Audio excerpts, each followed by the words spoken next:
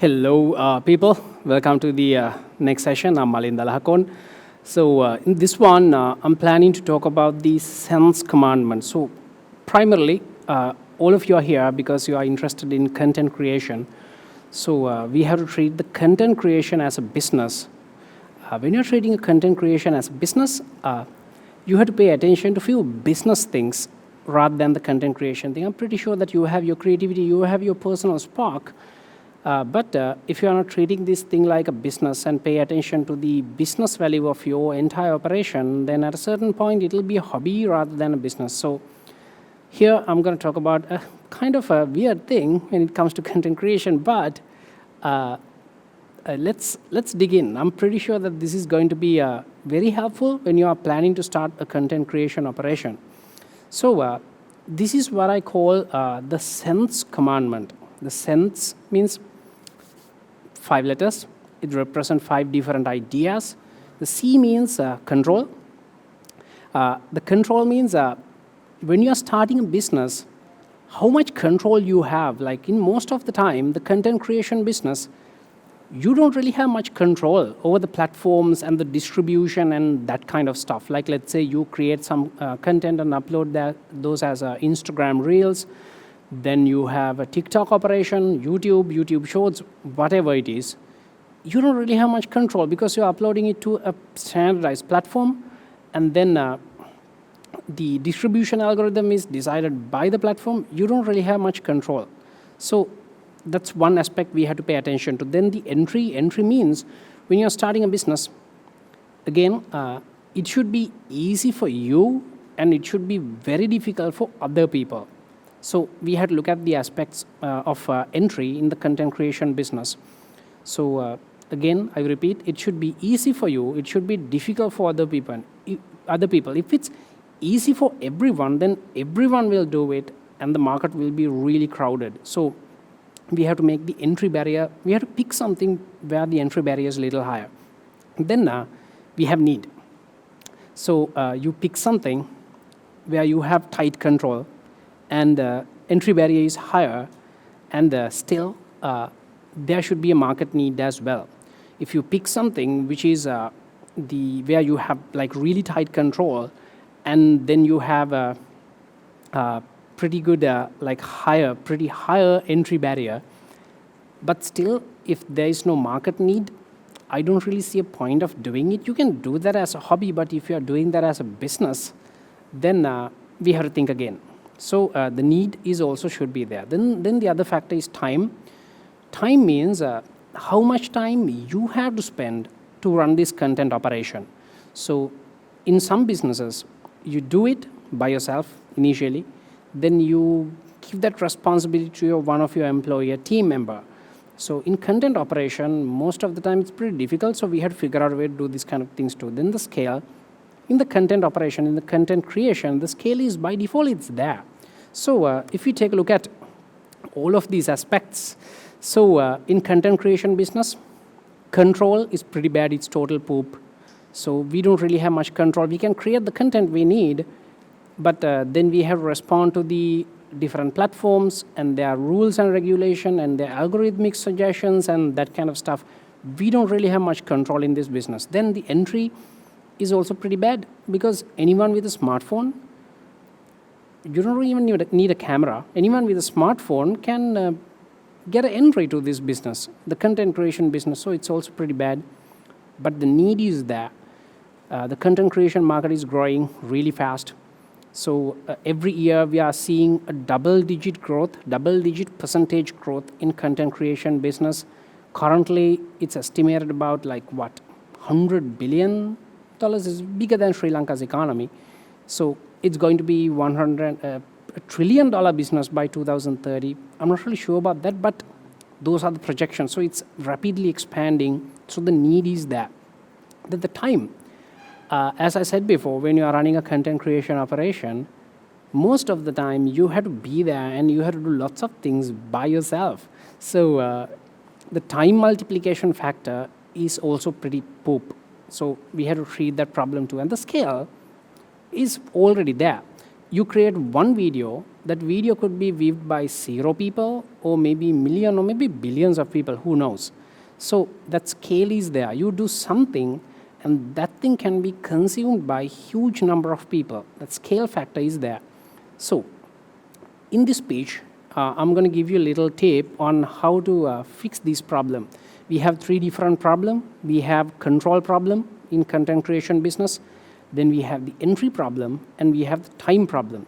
The control problem means we don't really have much control over our business because we are doing all of those stuff on someone else's platform. We can't solve this 100%, but we can do something about it at least. Then the entry barrier. Entry barrier is pretty low. Anyone with a smartphone can enter the content creation business and thrive there. So we have to figure out a place where the entry barrier is a little higher. You can do it, but it's kind of easy for you, but it's very difficult for other people. So we have to pick something like that. Then the time multiplication factor. So we have to treat this like a workflow and try to outsource things, try to hire a team and that kind of stuff, how to manage that kind of stuff. Then we have to treat these 3 problems. So the plot twist here, in content creation business, control is lower, poop. Entry, anyone can do it. It's also poop. Time, you have to be there pretty much all the time and handle multiple things by yourself. It's also pretty poop. So we are going to twist this plot, and we are going to gain control as much as possible. We are going to make the entry difficult for other people but easy for you, and you are going to multiply your time. So this is the strategy. So in YouTube, Instagram is not a very good example, but in TikTok, you are seeing that lots of people are trying to create educational videos to offer some kind of educational value to the audience. There are lots of opportunities here. So I'm seeing the Sri Lanka's biggest YouTubers, so they are offering a certain educational value, educational and entertainment value, edutainment value through cooking. So cooking is a pretty big niche where you can create content, but the thing is, guys, you should be able to cook. You should have some understanding of cooking and the related knowledge. I can't do it, but some of you might be able to do it. And I am creating content about science and technology, specifically space, computer science, artificial intelligence, and that kind of stuff. It's pretty easy for me because I have a certain heritage about it. I have academic education, but it might be pretty difficult for you, and that's how we're going to solve that entry problem. Then faceless videos, that means you don't really have to get a camera and go in front of the camera.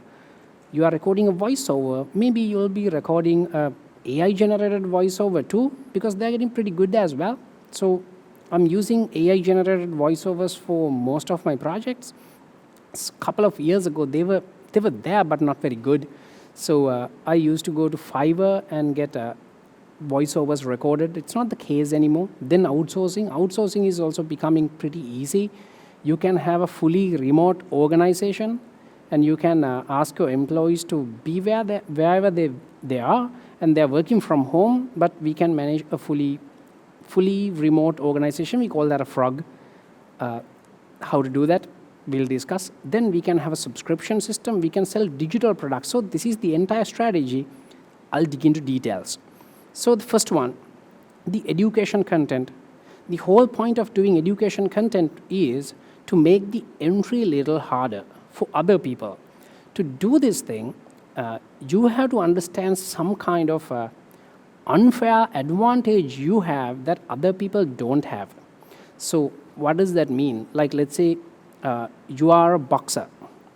So now that you know lots of things about boxing, so you can create content about boxing, which I can't do because I'm not a boxer.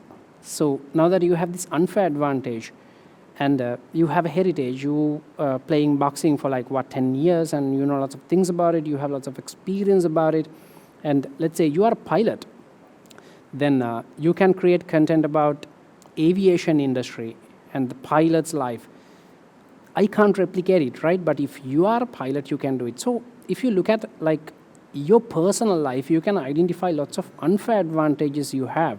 Maybe you are living in Silicon Valley, right? Let's say you are living in Silicon Valley and working for Silicon Valley tech company, then you are creating content around it. I can't replicate it because you have that unfair advantage.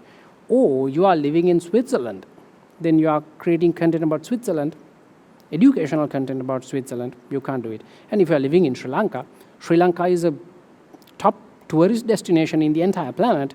You can create content, educational content about Sri Lanka, which are helpful for all the inbound tourists to Sri Lanka. So people who are not living in Sri Lanka can't replicate it. But let's add a little bit of ingredient, like little more ingredient there. Like let's say you are a tour guide or you run a boutique hotel, then you can take this to a next level. No other people can, like very few people can replicate it because you have this unfair advantage. So pick some kind of educational niche, because I'm asking you to pick an educational niche because the entertainment niche is getting so crowded. Lots of people are doing lots of freaking awesome stuff, and that market is getting so crowded and it's pretty difficult to stand out. But if you pick an educational content, educational niche where you can thrive and other people, it's pretty difficult for other people to replicate, then you have this unfair advantage and the entry barrier is naturally goes really high. Like let's say you are creating educational content about dancing. So, and it's getting lots of views and millions of views. And I am thinking that, okay, the dancing is really good. The creating educational content about dancing is really good. Can I do it? I can't do it because I don't know anything about dancing. So I can learn stuff about dancing, but that's going to take time. So that's the whole idea of making the entry barrier a little higher. So other people can't easily get in, but you can do it. For other people, it's pretty hard. So that would be the step number one. Pick some kind of educational niche. So when you're playing in this kind of educational niche, so first thing, you have to pick some kind of area where you can perform, where you have some kind of unfair advantage. And then you should have some kind of idea basket. So you have lots of ideas, lots of educational content creation ideas. Then you have to organize those things. I think Janit explained some stuff. So I'd like to use a different analogy. Then you can make these things a little easier. So you are trying to have a campfire. So in this campfire, when other people see the campfire, they will be attracted to it. So that's the whole idea. We are playing in this attention economy. So in the attention economy, we have to get the attention. To get the attention, we have to have a big fire, huge fire. To start a fire, you have to pick a place. So in that place, we don't really have a fire yet, but in that place, if you make a fire, then everyone else will see it. And for other people, it's pretty difficult to get into that spot and start a fire. So that's your unfair advantage. That's your area. It could be cooking, it could be traveling, sports, then mathematics, science, technology, space traveling. Somewhere you have expertise, but it's pretty difficult other people to get in. So that's your spot where you're going to have a campfire. To start a fire, you need a spark. Spark means you. Most of the time, you are adding some of your personal touch to this content. So then it's pretty difficult to replicate for other people because it's you, it's your flair, your spark, and your spark is going to ignite this fire. Then you should have some content where you think that lots of people will see it, general audience will see it. Then there are some content, the hardcore audience will see it. But you have to be super careful when you're starting the operation. You have to pay attention to this generic content where lots of people will see it. Otherwise, if you produce content which are very heavy, we call those things logs, you throw logs to fire and you try to start the fire, it's going to be pretty difficult. But if you use, if you are trying to kindling the tinder, like you put some little bit of stuff there, then it's pretty easy to ignite with your spark. Then you have a little fire, then you throw a log into it, then the log will catch fire. Otherwise, it's going to be pretty difficult. So when you're planning content, first try to create content which are not super deep, appealing to the lots of people. Then when you gather some people and you build some audience, then you can throw big stuff, big guns or the hero contents. So that's the idea of having educational content. Whole point is make the entry barrier a little harder for other people, but it should be easy for you. So you have to pick your unfair advantage. Maybe you are cooking for 10 years. Maybe you are playing football for, I don't know, 5, 10 years. Or maybe you are learning machine learning, artificial intelligence for like 15 years, like me. So then you have unfair advantage. It's pretty difficult for other people to replicate. Then the faceless videos. The faceless video trend is growing really fast. So this thing is happening because, the faceless video, when I look at the numbers, I saw 9,500% growth post-COVID. So what does that even mean? 9,500% means like what? 95 times, 95x growth post-COVID. That means there are people who are so much interested in watching faceless videos, and they're engaging with faceless videos. So, and when you do this thing, something super interesting happens. When you're doing faceless video, you have to get your phone, and your phone has a really good microphone. So if you're using an iPhone or some Samsung phone, really good microphone, you find a quiet environment, you can record a voiceover. On top of the voiceover, you can stack different media, images, and videos, and some little bit of animations maybe. You can use CapCut to compose that kind of video. And then you can put it forward to different platforms. So that market is growing really fast. So 9,500%, we don't really see this kind of growth in lots of areas. So by doing that, you are adding a little bit of need to this video, and the entry is getting easier because now that you don't really have to deal with cameras, lights, and that kind of stuff, you have to record a voiceover. But still, the entry is still harder because you are creating educational content. But when it comes to the production, for you it's easiest. I think it's a sweet deal. So the faceless video is something that you have to pay attention to. So growth is there. The entry barrier, when it comes to production, it's a little easier, but still you raise the bar by picking educational niche. Then people, the outsourcing. Now that we pick educational content, we are going to do faceless video. By the way, guys, you don't really have to do faceless videos all the time. If you're thinking that you can go in front of the camera, be super comfortable with the camera, like the way I do this thing here, go ahead and record yourself, because that's going to give you a different advantage. Your spark, your personal spark is going to be there in those videos, so it's pretty nice. So, but if you want to plan this as a business, and if you look at the numbers, then you have a really good reason to go with faceless videos. Now that we solved two different problems, entry, how did we solve the entry problem? We pick some kind of educational niche where you have expertise and other people it's pretty difficult to replicate. Then you raise the entry barrier. And by picking faceless videos, we make production a little easier. By the way, the production is easier when you are recording voiceover, but in the edit, it's going to be difficult again. So if you try this thing, you'll figure out if you record a talking head, like this kind of, if you use a camera and talk to camera, then edit is going to be much easier. But if you are going to record a voiceover and then do a editing composition on top of it, it's a little difficult. So entry is still super high. Not everyone can replicate it. Then if you are doing faceless videos, the things that you are doing is going to be minimum. Just think, at a certain point, you will be able to hire a researcher, scriptwriter, voiceover artist, and a video editor. Then just imagine, then your role would be a managerial role. You don't really have to involve for this content creation business, so it's running basically on autopilot. And if you consolidate some roles like researcher and writer, and you use some kind of advanced artificial intelligence voiceover generators, then that's also outsourced to a machine, not to a human. Then you get an editor. With just two people, researcher, writer, and editor, you can run a whole operation. And you don't really have to be there. You can set it up. So then we are introducing this time multiplication factor also to this thing.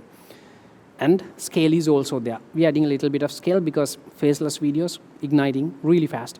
Then now that we solved the time problem, we solved the entry problem, the scale was already there now, but we increased that a little bit. Guys, I learned this thing from Elon Musk. Elon Musk once explained, if you are going to outsource something and if you are going to treat something as an engineering process, you have to pay attention to 5 different steps. So the first one is you have to make the requirement less dumb. If you are running any kind of content creation operation, in this content creation operation, you have to make the requirement less dumb. That means, why are we doing this? Why are you running a content creation business? So you have to get clicks, you have to get watch time. Or if you are on Instagram Reels or TikTok, then you simply have to get watch time. So you have to create videos that people want to watch and they keep watching. Then you are racking up more watch minutes and watch hours. Make the requirement less dumb. So that's what you want. If you are on YouTube, people should click on the thumbnail and title, and clicking on the thumbnail and title is not good enough. So you over-engineer the thumbnail and the title, or we call that the packaging. People click on it, but still you're not getting enough watch time, then we are in a pretty bad place. So to solve this problem, we can use the thumbnail tester tool in YouTube. If you're already uploading videos to YouTube, you can upload 2-3 different thumbnails and pick the best one. The best one is not the one people who click on the most. The best one is the one who people click on the most and watch the most too. So the thumbnail which is giving you more watch time is the best thumbnail according to YouTube standards. So try that tool. Make the requirement less dumb. Then you have a certain workflow. So let's say you are creating talking head videos like me. You get a camera, lights and stuff, and talk to the camera and talk to the audience through a camera. Then you need a camera. Then you need lights. Then you need various different stuff. I'll give you a very simple example. So when you're using these kind of cameras, those cameras got a battery. The batteries die. And in this kind of advanced cameras, batteries die really fast. So what are we going to do? We can have a battery and a charging station. When the battery goes dead, then we unplug it. Then we put that in a charging station, and now that you have a serious idling time. To how to solve this problem, you get 2 batteries. Now the one battery is charging, one is in the camera. Or I want to make this process super simple. So what I can do is I delete the battery. So delete the battery, what does that mean? Then you don't really have to charge the battery. But how to power the camera? You can get an external power supply. In usual consumer level cameras, the one I use, have dummy batteries. You plug the dummy battery in, and then you plug the thing into a power socket. Then now that you don't have a battery, you don't really have to worry about the charging, battery swapping, or anything. Then if you plug that thing into a power brick, power bank, then you plug the power bank to the wall power. Now what? If power goes off, you can still save the clip. It's actually acting as a UPS for your camera. See, I delete the battery. Now that I don't really have to worry about the battery. And you have SD cards in your cameras, so you have to transfer footages. What if you pair your camera through Wi-Fi to your computer? As you record, it's transferring all the footage to a given folder in your computer. Now that you don't really have to worry about SD card. SD card is there, but all the file transferring is happening automatically. Try to delete all the possible steps in your engineering process as much as possible. So that's super important thing. Like let's say in this setup, there is a light here, and as an engineer, I'm trying to make this light perfect angle, perfect softness, and perfect intensity. But what if that light shouldn't be there? We don't need that light. In that case, what's the point of me optimizing that light? First thing you should do is get rid of it. So then you can pay attention to your actual problems, which is the next step. Now that you have a clean process and all the unnecessary steps are deleted, all the remaining steps are mandatory. And actually, Elon Musk once said that when you're deleting these steps, how to figure out that we are deleting enough. Sometimes, like at a certain point, I delete this light. I don't need it, I get rid of it. But maybe tomorrow, the day after tomorrow, I feel like, oh, damn, I need this light. Then I get it back. If you are doing it, then you have deleted enough. Then you have a clean process. All the necessary mandatory components are there in your content creation workflow. Then you have to optimize it, make things simpler. So when I'm editing videos, so if you have seen my channel, so I have lots of media, images are sliding from here, like the text are sliding here. So to design those animation, it's time consuming. I figured out a way to optimize those things. Back in the days, what I did was I edit all the talking head part, the camera part in the Adobe Premiere. Then to design all of those animations, I take everything to Adobe After Effects.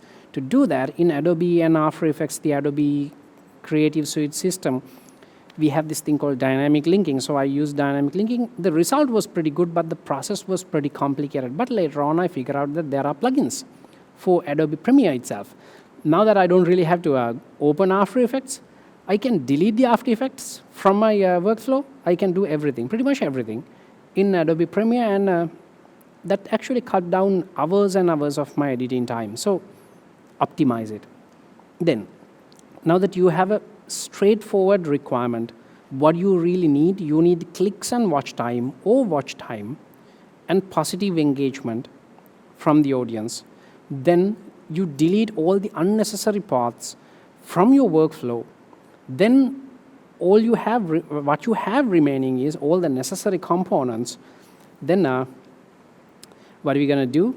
We optimize them, make them simplify, optimize, simplify. Once you do that, you should learn to go faster. So how to do that? We call that the accelerating the cycle time. So to accelerate the cycle time, my personal rule of thumb is, like, let's say I'm going to do a research and write a script for a specific video. I have allocated 6 hours for it. I keep that as a hard rule. So I spend that 6 hours to write the script or do the research and write the script for that video. Okay, let's say in some cases I'm gonna need like 6 hours, but either way, let's say then altogether 18 hours. Either way, after the end of that 18 hours, whatever the script I have, I accept it. But in the next project, I try to do more than that within that 6 or maybe 18 hours.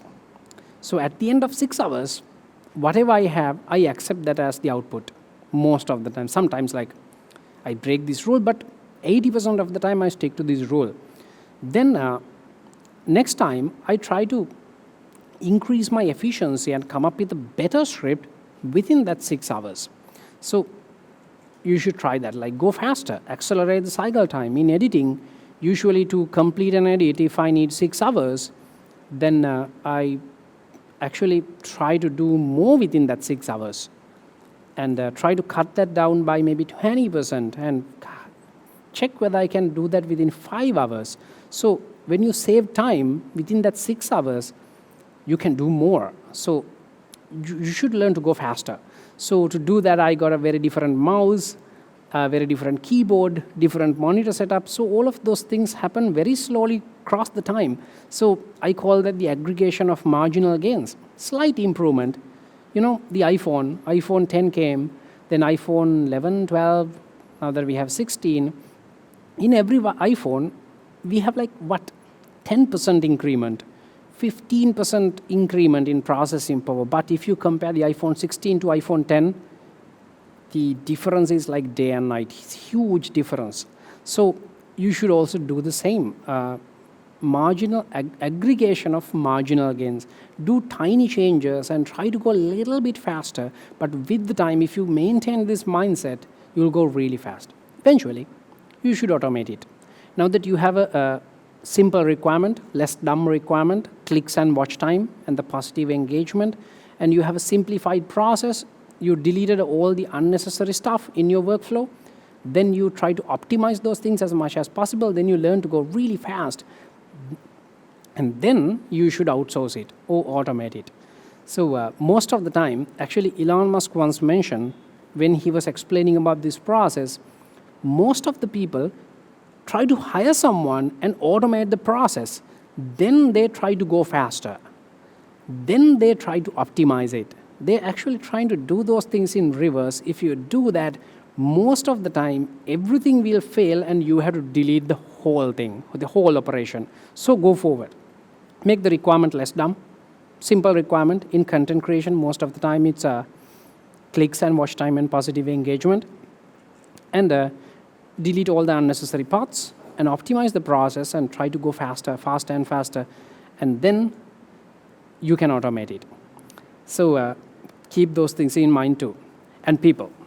Now that we have solved lots of problems, entry problem, we fixed it by making entry barrier a little bit difficult for other people, but easy for me.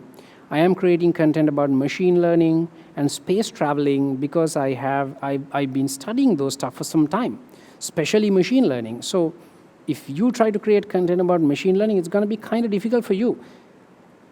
I'm not saying it's impossible. You can learn machine learning and create content about it, but it's easy for me because I can connect all that's very easily because I have a certain heritage.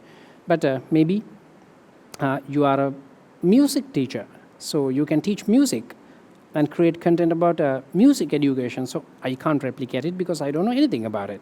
So make the entry barrier harder for you, easy for you, harder for everyone else. So that's number one. Then we save time by outsourcing faceless videos.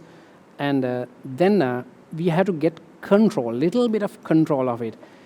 By doing all of those previous stuff, we solve the entry problem, we solve the time problem, the time multiplication problem. By now, we can actually create a content creation operation. We can set up a content creation operation. You only have to monitor it.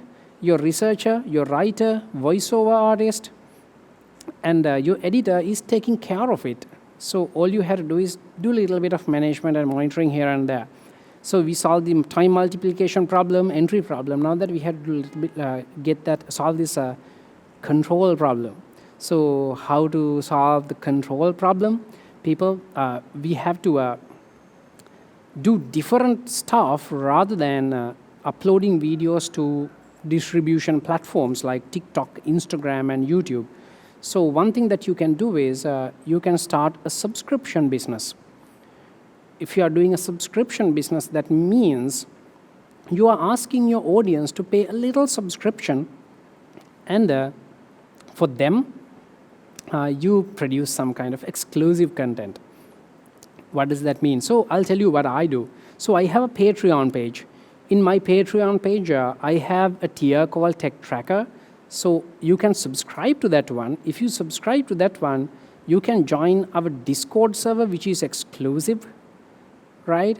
Then every week, usually on Saturdays, which is today, by the way, usually on Saturdays, 9 p.m., we do a little Zoom meetup and we share ideas. But to do all of those stuff, you have to be in this subscription. So this thing is actually taking the control a little bit away from the YouTube and other platform, and it's going to introduce you a new revenue stream too. So now that we are getting a little bit more control. And I have another subscription tier called Level Up. In Level Up, what we do is every month I invite some resource person, a unique resource person, and do a Zoom session for like 2-3 hours, maybe 4 hours. If you want to get access to that, you have to get that subscription level. See, like now that we have multiple source of revenue, and we are offering a value to the audience as well, and we are taking the control a little bit away from those traditional distribution platforms like TikTok, Instagram, Facebook, and YouTube. Now that we have a different platform where you have little better control. The control is never going to be perfect, whatever you do, but little better control. And to take all of those things into the superb level, the maximum level, the unicorn level, what you can do is you can sell a digital product. What does it mean by a digital product? You are selling some kind of educational service, maybe a training program or course or something like that to your audience. Now that you have an audience, and part of your audience is already paying you a subscription too in a different platform. I recommend Patreon, or you can try Buy Me a Coffee too. Or you can set up your own platform, own website. But if you are running a digital product, you can set up a website, your own website, and you have to create some kind of valuable digital product. When you're doing this kind of stuff, the most important thing is you have to pay a little attention to this value proposition. What does it mean by a value proposition? So let's make this thing super simple. Let's make this thing super simple. Let's say you are baking bread. You have a bakery. And in this bakery, you are baking bread and selling that bread for 150 rupees. And some of you come to my bakery and buy my bread, and you feel like you got a really good deal. You feel like this bread is bread worth like 200 rupees, but you got it for 150 rupees. So you feel really nice because you think that you got a 50 rupee deal. But from my end, I actually produced that bread by spending, my production cost was like 100 rupees. So I also have 50 rupee profit. And you also feel like you got a 50 rupee discount. So we should create that kind of digital products. So to do that, you have to do all the previous step I said, like deleting all the unnecessary parts, cutting the cost, optimize it, outsource it, all of those things. When you come up with this kind of digital product, for educational content creator, most of the time this would be some kind of educational service. You can create an educational program and host that on different platforms like Skillshare, Udemy, or you can do that on your own platform. So by combining education, faceless videos, outsourcing, and subscription model using a platform like Buy Me Coffee or Patreon, and then digital products, then what are we really doing here? Then by doing all of those stuff, we are getting entry. We are making the entry really hard for other people. We are making the entry really easy for us. For that, we have to pick an unfair advantage. If you like to dig into the unfair advantage, there's a book called Unfair Advantage. I strongly recommend you to read it. It has this thing called Miles framework. You should look into this because some people got so much money. So some people don't have money. Then people who got money, they can unlock certain things with their money. That's how things are working. So that's the M in Miles framework. Some people got intelligence. Some people got a different location and luck. Some people got different education and expertise. And some people got a status. So you should look into this Miles framework. Then you can figure out your unfair advantage and put that thing into content creation. Then you can make the entry easy for you and difficult for others. That's why we pick educational content creation. By picking faceless educational content creation, what we basically do is we still keep the entry barrier high, but still you are making the production little easier and it's outsourceable. You can outsource it to someone else. By outsourcing, you are multiplying your time. So by education, content creation, faceless, and outsourcing, you can basically solve multiple problems. Entry is higher, you can multiply time, and you can increase scale. And then at a certain point, you will have a managerial position, managerial role. You have a researcher, scriptwriter, voiceover artist, and editor, and they are running the whole operation. Once that one is running smoothly, you can start another channel if you want. Or you can consolidate those roles and researcher and writer. And you can actually outsource the voiceovers to, as I said before, AI voiceover generators. There are pretty good ones like Troy 11 Labs. It's actually doing production-ready voiceover generation. It's really nice. Then you have editor. Then they are running the entire operation. So you can do a managerial role and you can put your creative thinking to start another project like that. So we are solving the entry problem, time problem, and the scale problem, and we are taking the scale to next level. Then subscription. So you have a huge fan base, then small proportion of your fan base might like to pay you certain amount of money and give them that opportunity using Patreon or Buy Me a Coffee or some kind of platform. Then once you do that, you have a hardcore fan base and you are producing exclusive content for them, eventually digital product. So when you do this, you're offering some kind of educational content to the audience and they purchase it and you can scale it like crazy. And people, the best part is, so I'll tell you how I do it. I have a Patreon page, and I have lots of people who are subscribing to my exclusive content. So I have this training program called Video Machine. In Video Machine training program, I'm talking about how to set up a video creation workflow from ideation to research to and script writing to voiceovers or talking head, the entire workflow. So then this is my digital product. So I sell this digital product to audience. Then now that I recently started this, now that I'm starting the third batch. So I recently started this, so that actually gave me this. I was thinking like I should share this knowledge with you too. So if you are creating educational content, these things are getting unlocked for you. So what? Educational content creation, and you try to go faceless. I don't really do it. It's not a must. But if you do that, then you don't really have to be there all the time. So you can outsource it. Then you outsource the whole thing. Then you start a subscription business. Then you sell a digital product. Then we solve all the sense commandment. So final step is selling some kind of digital product, which I recently started. So once we do all of those stuff, all the sense commandment are satisfied in the entire business. Now that you have much better control, you're uploading content to all of those platforms, that's taken care of. Then you make the entry very hard for other people, but super easy for you. Then the need is always there in content creation business. Then you try to introduce the time multiplication by outsourcing it, and then you increase the scale by introducing subscription and digital product, and you introduce more control by introducing subscription and digital product. So people, once we do all of those things, we satisfy the sense commandments of a digital content creation business. So if you pay attention to these stuff, and if you have a solid roadmap, and you can eventually go there, and you can't do this like really fast because it's a slow process, but you should try to accelerate this as much as possible. So then, you can set up a solid business. And people, I gave you a book recommendation before, which is The Unfair Advantage, and I strongly recommend you to read this book, The Millionaire Fast Lane by M.J. DeMarco.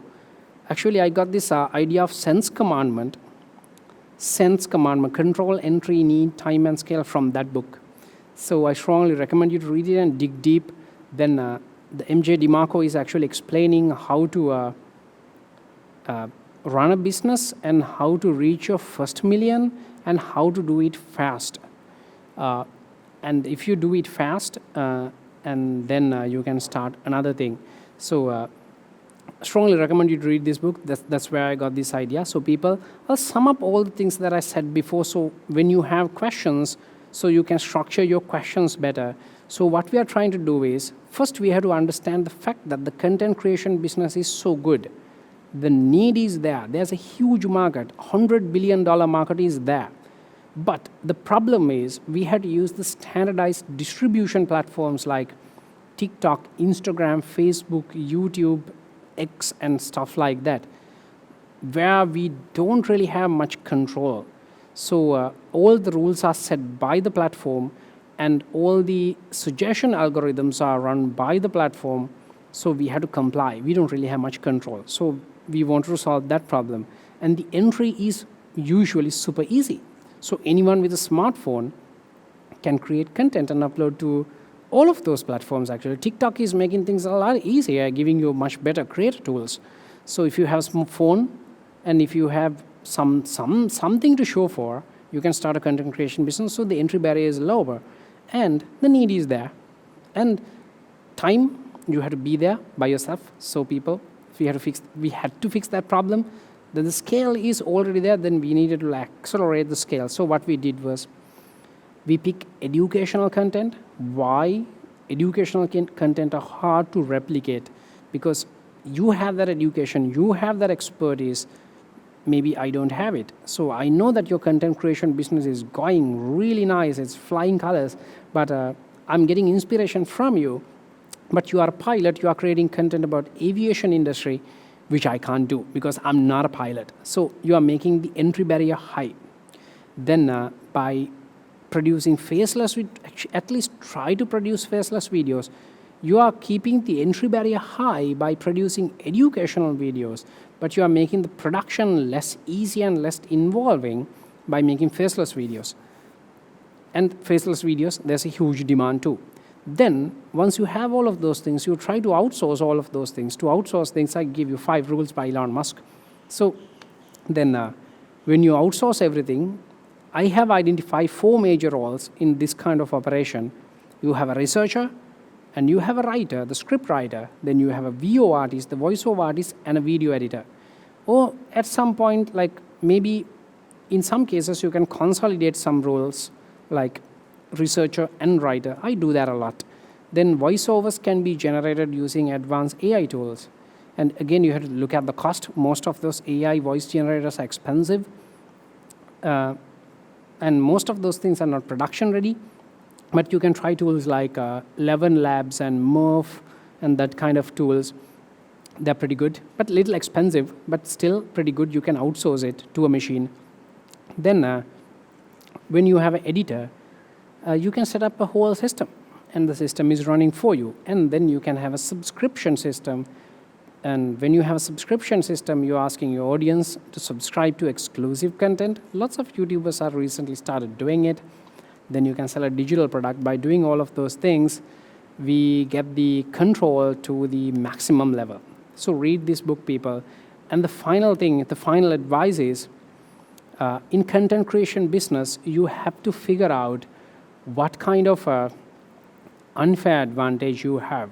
Most of the time, we don't really pay too much attention to this thing because like I have seen lots of people complaining that, okay, I don't have money, you have money, so you can afford the best camera, best mic, and best lighting, so I can't do it. I agree. Yes, you can't do it because you don't have money. Maybe you have a phone and you are living in a very specific location in Sri Lanka, like let's say Mimure. You can create lots of content about Mimure, which I can't do, regardless of the cameras, lights, and mics I have. So that's your unfair advantage. You have the location and the luck factor. And maybe you are a really tall person and you are playing basketball, so you have a certain expertise about basketball. I can't do it. So you have to figure out those unfair advantage and put that thing into your content creation operation and pick your campsite accordingly, and then slowly build the fire. When the fire grows, everyone will see it. Lots of people will come near your camp, and we are in the attention economy. We always monetize the attention. And this is pro tip or bonus tip. So, by the way, I couldn't do this one yet, but most of the common people, I mean the general people, like day-to-day people, they don't understand how this attention economy works. So most of the time in the attention economy, the good attention and bad attention is treated equally. But if you try to get the bad attention by doing negative marketing, then your credibility goes down, specifically in education field. Like let's say you do something crazy and you are getting lots of attention, but you are getting attention but not respect, we have a problem. So I recommend you to stay out of that kind of stuff, because if your credibility goes out in this educational content creation business, then it's pretty hard to build back. So always try to be authentic and always try to be transparent and follow the rules. And that's the most important thing, follow the rules and be authentic. And negative marketing, sometimes it happens, but the negative marketing is working not the way most of the people think. Like let's say you are saying something negative about me, but if I am truly negative, then that's going to damage my credibility. But if you are spreading some negative news about me, but I'm not a negative person, I'm a law-abiding citizen, then through that negative marketing, lots of people come to me and see the fact that I'm a valuable, law-abiding Sri Lankan citizen. That's negative. That's actually true negative marketing, which is pretty hard to set it up. Sometimes it'll happen, then face it. But when you are running education content creation business, try to keep your credibility high. When you are be authentic. And when you are creating educational content, it's hard. Like you have to fact check lots of things, source lots of, curate lots of sources, and put specific information from all of those things and connect dots. So that's what I've been doing for the last 10 years. So you have to practice it. Then it's pretty difficult for other people to replicate it. How can a small content creator with limited resources effectively apply the sense framework to grow their audience? So to explain that, if you remember, I told you that the entire process of outsourcing. So in Scent, first you have to get the control. Then you have to make the entry harder. Like let's say, you don't have any kind of presence on social media and you're starting new. So make the entry harder. What you really should do is you have to find your unfair advantage, some kind of unfair advantage. Maybe you are living in Maldives, unfair advantage, right? You can create lots of contents about Maldives, targeting all the people who are not in Maldives. I can't replicate that. Maybe your videos are getting thousands and millions of views. I can't replicate it. So even if you are a small content creator, shooting all the videos with a phone and all the available resources you have, you can do that thing. You can make the entry harder for other people and super easy for you because you are living in Maldives. That's exactly what I do. I was interested in space traveling, computer programming, machine learning for what? For like 20 years. So for me, talking about those things is super easy. So, but it might be super difficult for you. So that's why I picked this. So that's the value of picking the educational niche. Then the need is already there. Then the time when you do this, I told you that you can't do all of those stuff at once, but you should keep this stuff in your mind. Now that you make the entry harder and you're doing all the stuff by yourself and you try to make the requirement less dumb, get more clicks, more watch time, and you try to delete all the unnecessary steps from your workflow. When I started my YouTube channel, I had a green screen, but at a certain point I figured out that I don't really need a green screen. I replaced the green screen with a white screen. Lots of things will be, I deleted the green screen. So you delete all the unnecessary parts. Then all the remaining steps you optimize to the maximum level. Then you can handle these stuff yourself by accelerating it, make it faster. And when you're generating a certain revenue, you can start outsourcing. So you can slowly start doing all of those things. If you are a small content creator or you are planning to be a content creator in the future, keep those things in mind. Try to go to that direction. So keep all of those things in mind. So even before I outsource all my video editing stuff, so I had a solid process to transfer files and sync files and all of those things. Maybe like, let's say my video editor is living in another country. So I had a solid plan to outsource all those footages, how to do it, how to manage the bandwidth and all of those things. So you should have a plan to apply the sense commandment, the control, entry, need, time, and the scale from day one. Then when your operation is ready to get more control and go for a subscription model, then you have a solid plan. Then your operation is ready at a certain point, maybe after a couple of years, when your operation is ready to sell a digital product and get more control, then you have a solid plan. So that's how a small content creator can start applying sense commandments. Do it slowly. You can't do all of those stuff at the same time, but have a plan. Be prepared to do all of those things when the time is ready. Then the next question is, with the rapid rise of AI tools, how can outsourcing be balanced with maintaining a unique brand voices and content quality? All right. This is a classic problem. Like, let's say you are using 11 labs and you are trying to maintain a certain, let's say, I'll be specific to the voiceover generation. The voice that you pick might be picked by thousands of other people. So then it's everywhere. So one thing that you can do is, if you are paying so much attention to the this uniqueness, you can generate your own voice. you can clone your own voice in 11 labs. Actually, I tried that because when I'm recording voiceovers, so I had to get the mic ready, environment ready, and I had to do some editing. But if I clone my voice once and keep that thing in 11 labs or Murph, then all I had to do is simply upload the script, and then it's reading the script in my voice. So you can try that thing. And when you're outsourcing, so you have to maintain your brand identity. So the answer is super simple. I gave you the Elon Musk 5 steps. So first, make the requirement less dumb, super simple. Delete all the unnecessary stuff. Still you are doing all of those stuff by yourself. Then you make the process super optimized and accelerate the cycle time. You are doing all of those stuff by yourself still. Then you automate. Then the entire process is already set to maintain the brand identity. Like if you go to my YouTube channel and take a look at all the videos, at a certain point, I gave the edit to an external editor, right? Can you figure out that point? I'm pretty sure that you can't, right? Because I set up a solid process, then I hand it over to the editor. No one would notice it. So follow those 5 steps, Elon Musk's 5 engineering steps in the proper sequence, not the other way around. If you want to start a YouTube channel and you hire an editor and you let the editor do its work and you try to accelerate it, optimize it, then you probably have to fire him and delete the whole process. Do it yourself first. Make the requirement super simple.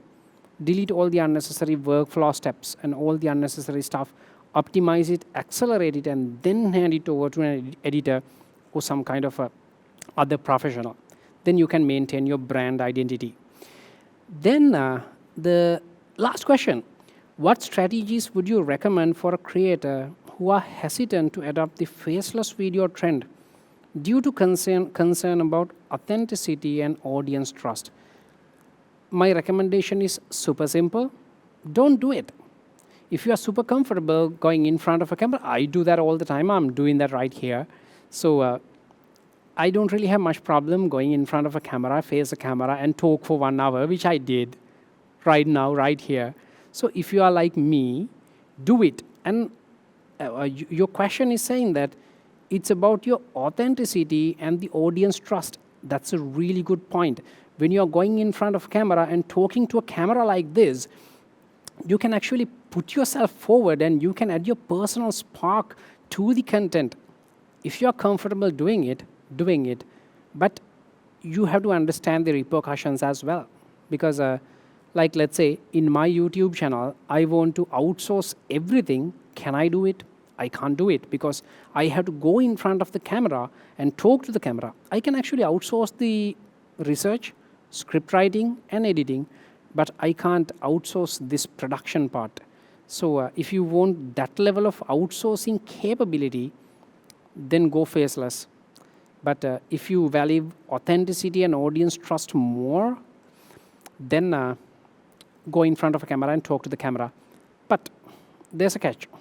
I'm watching a couple of faceless YouTube channels like Cold Fusion, Astrum, Economic Explained, and a couple of and Cruise Gazette. All of those are faceless YouTube channels.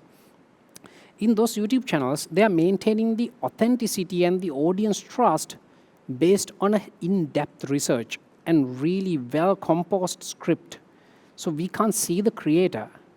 Real engineering is a classic example. We can't see the content creator, but we feel the creator through the script and the research and depth of it. So you can maintain the authenticity and the audience trust through that kind of things rather than being in front of a camera. So think about that too. All right, that's all the questions I have, people. I hope you enjoyed this session, and we have more sessions lined up for you. So stay tuned, and thanks for listening.